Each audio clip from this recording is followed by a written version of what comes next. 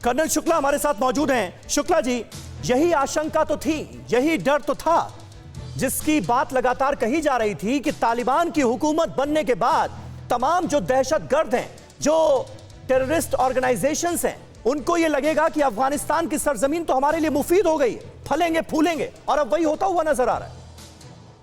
बिल्कुल सही बोल रहे हैं आप। भारत एक शांतिप्रिय देश है और जिसने हमेशा अपने नेबरहुड में शांति चाहिए थी, लेकिन हमारी मजबूरी ये है कि हमारे बगल में दो ऐसे देश थे जो हमारे खिलाफ काफ़ी दशकों से काम कर रहे थे। और आज की डेट में हमारे लिए एक और चुनौती खड़ी हो गई जिसका नाम अफगानिस्तान है, जो कि हमारी तरफ से एक थर्ड फ्रंट के रूप में उभरा है। थर्ड फ्रंट इसलिए उभरा है क्योंकि इसको पाकिस्तान से पूरी मदद है। तालिबान पूरा पाकिस्तान का ही एक एक्सटेंशन है और इस समय आशंका ऐसी करी जा रही है कि वहाँ से डायरेक्ट हमारे बीच में हमला करने की गुंजाइश है। और ये बात सारे विश्व ने समझी है, सब लोगों ने देखा है। और तालिबानियों का पुराना रिकॉर्ड रहा है, जिन्होंने कभी भी हथियार उठाने से, इंडिया के खिलाफ बोलने से कभी पीछे नहीं रहे हैं।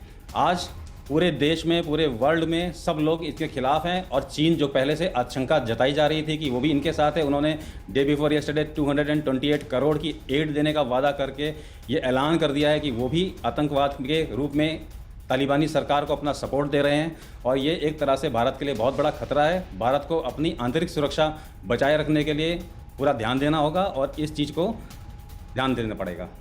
बिल्कुल। अचल मल्होत्रा साहब हमारे साथ मौजूद हैं। त्रिमूर्ति जी का स्टेटमेंट में देख रहा था, यूएनएससी में भारत ने जिस तरह से अपना पक्ष रखा है, अचल साहब, कहा यह गया कि किसी देश पर हमले, आतंकियों की ट्रेनिंग के लिए ना हो अफगानिस्तान की धरती का इस्तेमाल। ये साफ तौर पर हमारे स्टेटमेंट में जिक्र है और अब वही एग्जैक्टली वही होता हुआ नजर आ रहा है। अफगानिस्तान की सरजमीन का इस्तेमाल आतंकियों की ट्रेनिंग के लिए शुरू हो चुका है। समीर, देखिए, जो हमारी असेसमेंट है, देखिए डॉक्टर इरशाद, पहले मैं 2 मिनट लेता हूं आपसे।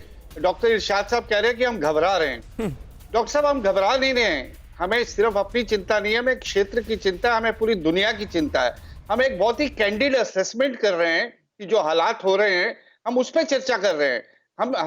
हमें कोई पैनिक नहीं है, कोई बौखलाहट नहीं है। और हमारी असेसमेंट जो है बिल्कुल 100% करेक्ट असेसमेंट है, जिसे दुनिया शेयर करती है कि अफगानिस्तान में तालिबान का राज मतलब आपने एक टेरर ऑर्गेनाइजेशन को जोर जबरदस्ती से सरकार बनाने के लिए एंडोर्स कर दिया है।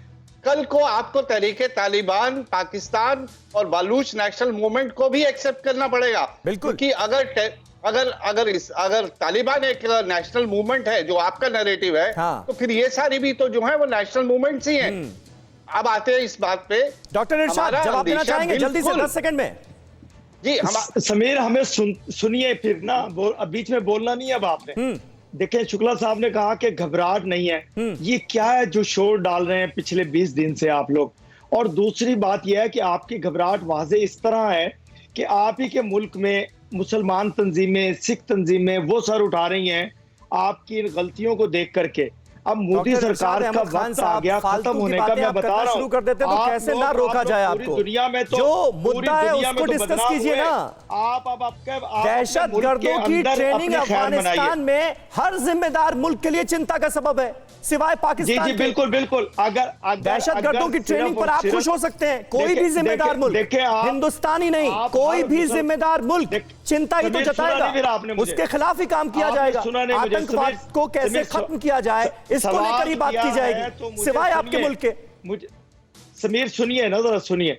बात यह है कि आप तो हर दाढ़ी वाले मुसलमान को आतंकवादी कह देते हैं। अच्छा भाई, सिखों के भी दाढ़ी है, क्या वो भी आतंक फैला रहे हैं? लश्कर जैश के आप ऐसा ना कीजिए, ऐसा ना कीजिए, खुदारा ऐसा ना कीजिए। बाज आ जाइए, अपनी अच्छी और बुरी बातों से बाज आ जाइए। ठीक है, आपकी घबराहट नहीं, अच्छा है आप इस तरह की बातें करते हैं, तो कम से कम आपके मुल्क का कैरेक्टर जो है वो दुनिया के सामने तो आता है। डॉक्टर इरशाद जी जी बिल्कुल, ये भी इम्पोर्टेंट है, प्यारे मुल्क का बने रहे आप हमारे सामने है।